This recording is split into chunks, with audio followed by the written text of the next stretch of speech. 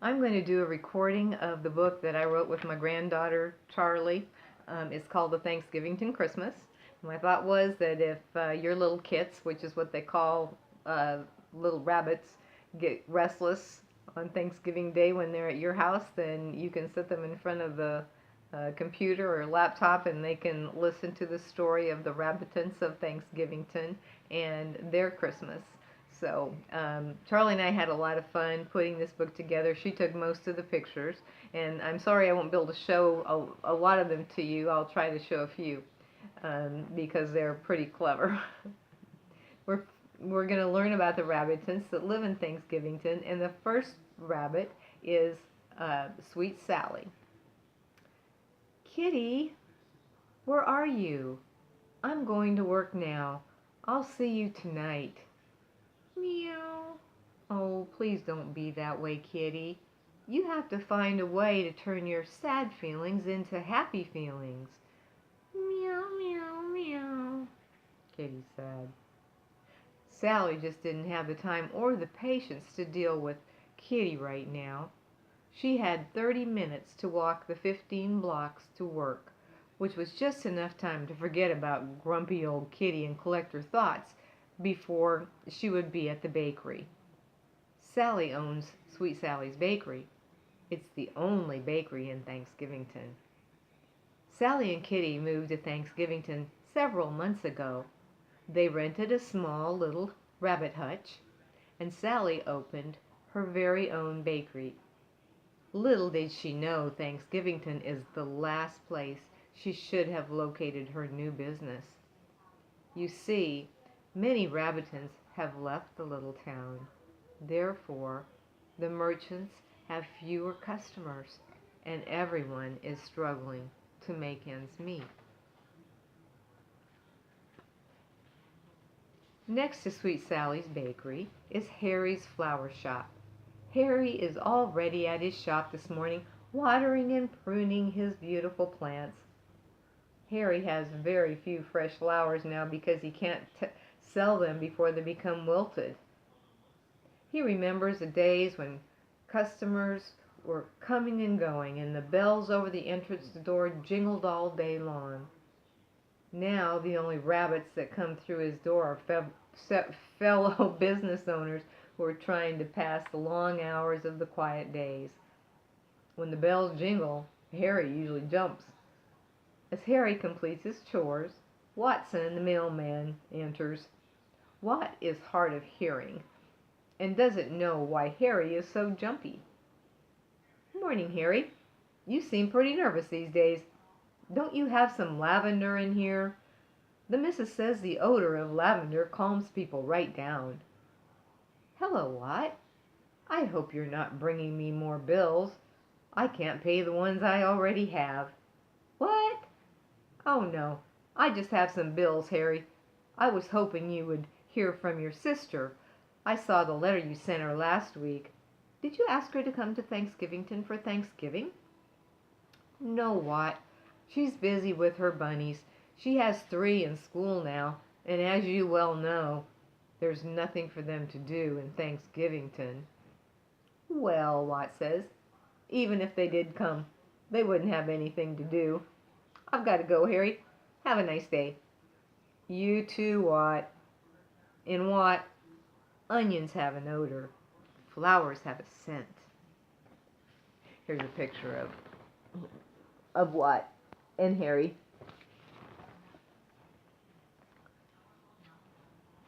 On the corner of Main Street and Giving Street sits Betsy's beauty shop. Betsy is very artistic and well known for her original hairdos. Betsy is sitting in a chair just filing her nails. She doesn't have any customers. All of a sudden, Watt's wife, Mrs. Harstrom, walks in. Hello, Mrs. Harstrom. I don't have you down in my appointment book for today. Let me see if I can work you in. Oh, please, Betsy. You don't have any more business than anyone else around Thanksgivington. I'm not here for a hair appointment. I'm here as the head of the town council. We had a meeting last night, and we've come up with an idea that just might bring some business into Thanksgivington. I'm all ears, and there's lots of me, Mrs. Harristrom. Yes, Betsy, all of the Rabbitons of Thanksgivington have big ears, don't they? Anyway, the council is asking that everyone meet at the old schoolhouse tonight at 7. See you there. Other Rabbitons and business owners in Thanksgivington are Tom, who owns Tom's Books, and Trixie, who owns Trixie's Cafe. Most of the businesses are in the town square. Also in the town square is the Hoppy Church, the police station, and the Thanksgivington train station. Thanksgivington is almost to the point where there are more letters in the little town's name than there are rabbits who live there, and there is nothing more pitiful than a sad rabbit with droopy ears. Over at Sweet Sally's bakery, Sally is sitting at one of her empty tables. She is staring at the fresh carrot cake and prune Danish in the food case. She has used the last of her flour, sugar, and spices, and there's no money to buy more. Sally refuses to freeze her baked goods, even if they are the last that she'll ever make in her very own bakery. Here's Sally's bakery, and see Kitty dozing in the window. Sally walks over to the door, puts her coat on, and prepares to lock up before heading home to face Kitty. She plans to go to the big meeting tonight, but holds out little hope she will experience the miracle it will take to save her business. Poor Tom. Next doors, he's already packing up all his books. He said he's read all the books he was trying to sell, and he's now reading the dictionary. Boring. Kitty, Kitty, Sally calls, but Kitty is nowhere to be found. Once again, Sally's in a hurry. She must get to the old schoolhouse for the 7 o'clock meeting. I'll put some food out for you, Kitty. I'll be back as soon as the meeting is over. Deep down, Sally really understands why Kitty is so upset. Kitty loves bunnies, and bunnies love her. Before they moved to Thanksgivington, Sally was the cook at a temporary rabbitry for homeless bunnies. Every time the owners found a foster home for each of the little kits, that's what little bunnies are sometimes called, kits. Kitty and Sally were sad for weeks when one of them left. When the little rabbitry eventually closed down, Sally decided it might be a good idea to move to a place that had no little bunnies for them to get attached to. That's how they found Thanksgivington. Here's the problem. They're at the meeting. Welcome, everyone. Mrs. Harristrom is behind the podium. Please help yourself to the crudités donated by the local garden club, and then if you will please be seated, we have some important business to discuss. There's Mrs. Harristrom. When everyone is seated at the desks once occupied by little bunnies, the meeting is brought to order by Mrs. Harristrom. The idea the council has brought forward to hopefully bring more business to our fine rabbit town is to plan a Christmas extravaganza. Thanksgivington has its usual community Thanksgiving, and the dinner is attended by all the Rabbitons. But we haven't celebrated Christmas since, the schools closed and we lost so many rabbit families. What's this? The only response appears to be a lot of mumbling and grumbling. Finally, someone speaks. We haven't celebrated Christmas since all you rabbit merchants decided bunnies didn't contribute to your profits. Little ones don't get their hair done or buy flowers. All they do is cost everyone money because we have to keep up the schools and playgrounds. Someone else speaks up. I can remember hearing all of the complaints. Bunnies were too loud in restaurants. your parents ever tell you that? And it seemed like they were just taking over our little town. Well, I can't believe the solution was to close all the schools and playgrounds. All of the young families had no choice but to leave Thanksgivington. They were no longer thankful to live here. Sally, who has remained quiet in the back of the room, stands and raises her ears. The chair recognizes the newest business owner of our town, Sally of Sweet Sally's Bakery. There is a hush in the room as Sally rises and walks to the podium. Her nose nervously twitches as she begins to speak. Kitty and I moved to Thanksgivington because no bunnies lived here. We were around little homeless bunnies all the time where I used to work. When the little ones all went to foster hutches, we missed them so much we couldn't stand it. I decided if we lived in a rabbit town without bunnies, it might not be so heartbreaking. That's why we moved to Thanksgivington. But I feel we have made a terrible mistake. Kitty is just miserable. She won't eat, and when I call her, she won't come out of any of her hiding spots. When I go home tonight, I'm going to tell her I intend to close up the bakery and move to a place that has schools and playgrounds and lots of bunnies. I just hope I can find Kitty, and she will give me another chance to find us a happy place to live. And so the meeting ends. None of the businesses have the money to spend decorating their stores for Christmas. Who would come to it anyway?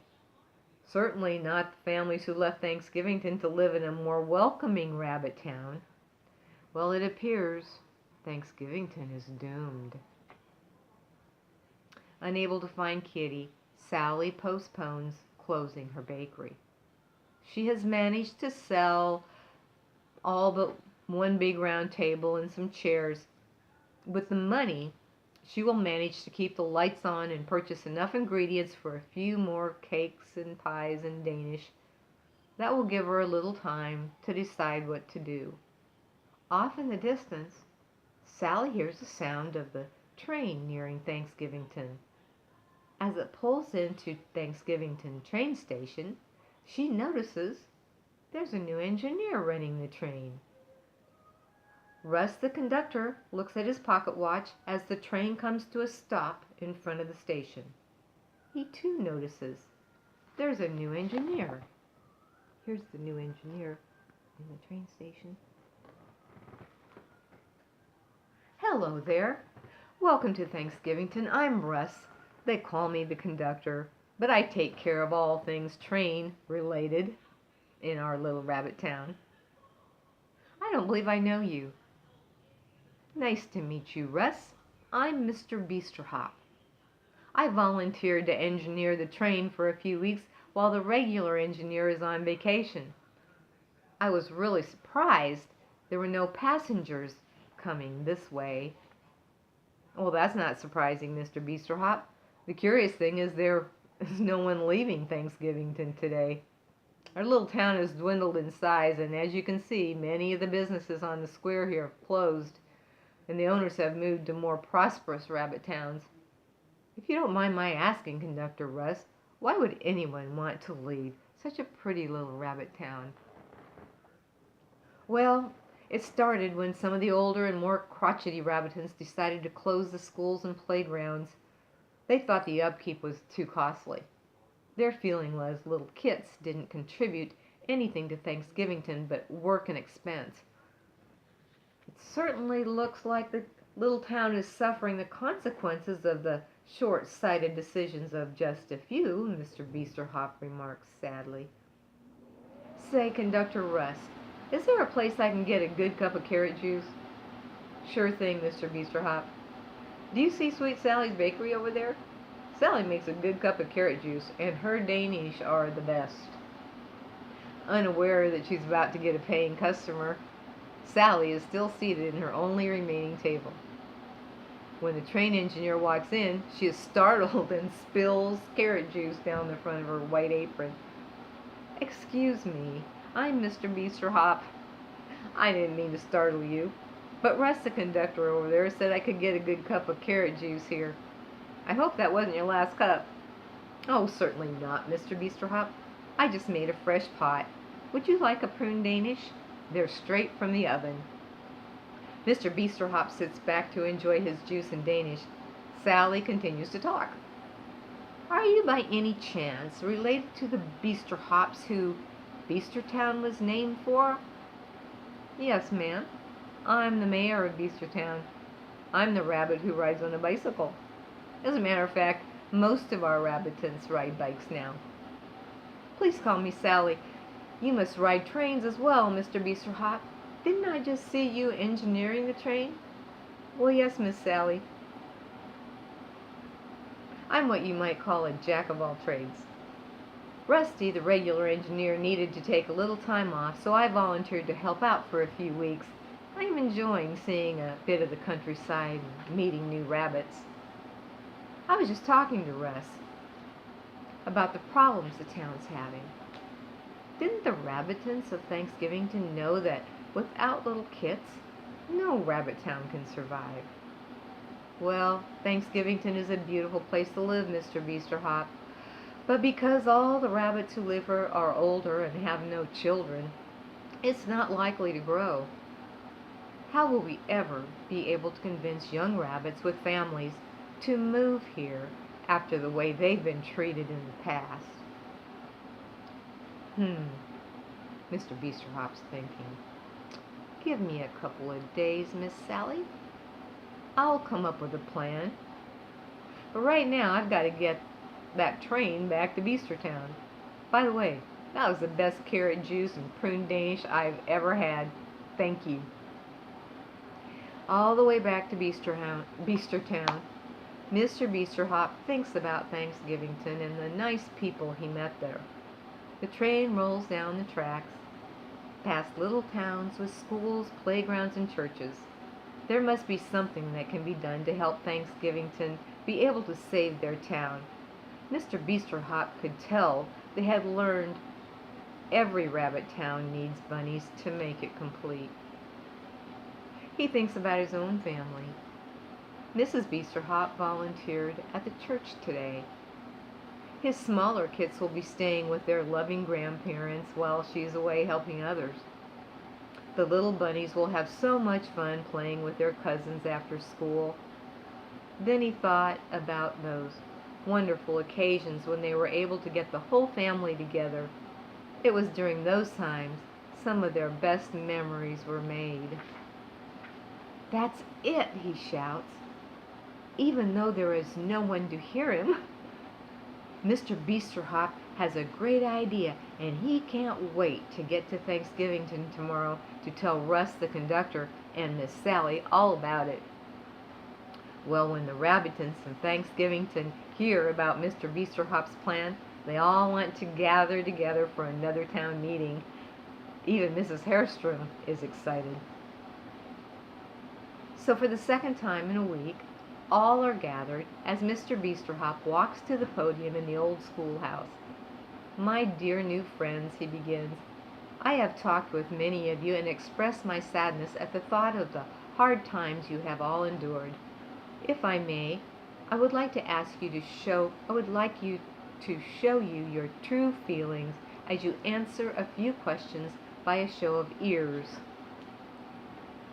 Please stand if you are in agreement with what I am suggesting. First of all, would you be willing to become a grandparent, aunt, or uncle to a bunny or family of bunnies who either have no extended family, or if they do, they live too far away to be a regular part of the life of a bunny or family of bunnies?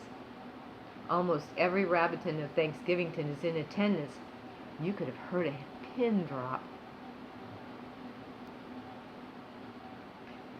With tears in her eyes, Mrs. Hairstrom is the first one to stand.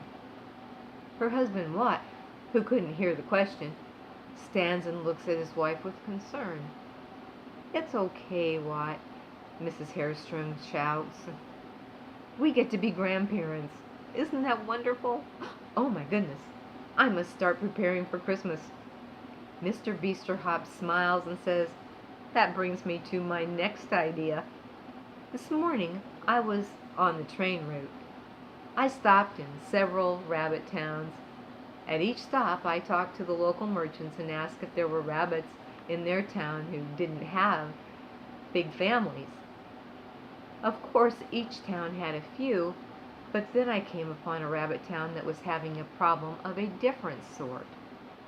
They've treated their older rabbits with disrespect, thinking they didn't contribute to the success of the town. All of the grandparents and many of the aunts and uncles without families of their own have moved away. None of the families who still live there have grandparents or aunts and uncles, which is causing all kinds of problems no one anticipated. The families are unhappy, and the town is going downhill quickly. With that, I would like to make a second proposal. How many of you would be willing to throw a big Christmas celebration and invite the families in need?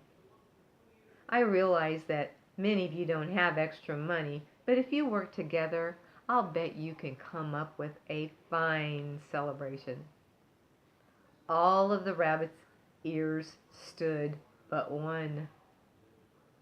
In the back of the room, a voice was heard. No. It was Cap, the chief of police. I'm not happy with that idea at all. Once again, a hush came over the crowded schoolroom. The Rabbitons couldn't believe what they were hearing. They watched as Chief Cap walked to the front, and as Mr. Beasterhop stepped aside, stood behind the podium. There's Cap at the podium, and all the Beasterhops looking at him. "I'm not in favor of a Christmas celebration this Christmas," he said. "But why wouldn't you want to invite families to come and celebrate Christmas with us?" Miss Hairstrom said. The crowd was obviously dismayed. "This is Thanksgivington." I was looking for my kitty. Chief Cap exclaimed, "I propose we have our Christmas extravaganza on Thanksgiving. I need a grandbunny to go fishing with me." Every single one of the Rabbitons of Thanksgivington,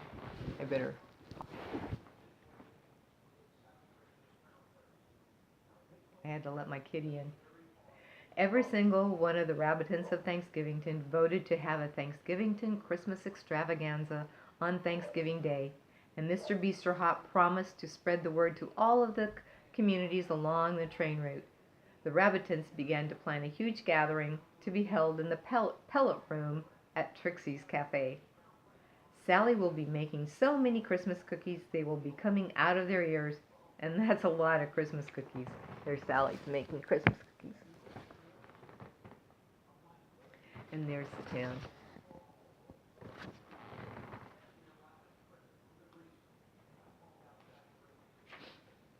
And what an extravaganza they had. All of the Rabbitons worked together to decorate the whole town of Thanksgivington. They made gifts and prepared a wonderful Christmas dinner. The Hoppy Church fired up the pipe organ and their choir sang song after Christmas song. Children played in the newly refurbished playground and sat at little tables set up with checkerboards and card games. All of the rabbits, hoping to become grandparents or aunts and uncles, taught the little kits fun games, giving their parents a chance to visit with other parents. There's the little kids. At the end of the unbelievable day, everyone could see new and beautiful relationships beginning to form between the older Rabbitons of Thanksgivington and the families who found exactly what they needed: grandmas and grandpas and aunts and uncles. In the months ahead, Thanksgivington once again became known as a welcoming rabbit and bunny town, and it began to flourish. Mr. Beasterhop and his family became regular visitors of Thanksgivington. All of the Rabbitons were forever grateful he had engineered the train those weeks instead of riding his beloved bicycle. And even though she still has hiding places all over Thanksgivington, Kitty's favorite spot in the whole rabbit town is in front of the schoolhouse, where she can see all of the little kits. sometimes the teacher lets her lie in a sunny window right outside the schoolroom.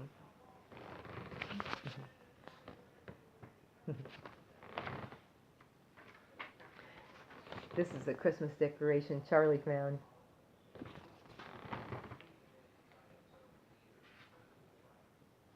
And so ends another Beaster Hop adventure.